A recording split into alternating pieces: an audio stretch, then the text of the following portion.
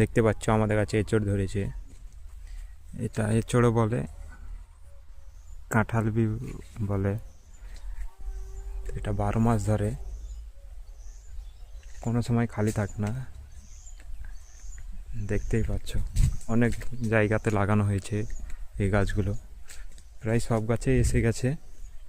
এখন শীতের টাইম, এই যে দেখতেই পাচ্ছ কী পরিমাণে ধরে আছে।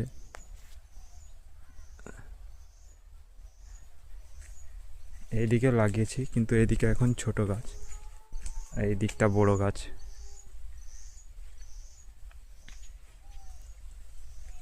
মাটিতে পড়ে আছে, কি পরিমাণে ধরেছে দেখছো গাইস। এই দিকটা এখন ছোট হয়েছে, আর বছর 2026-এ প্রায় ধরে যাবে সব।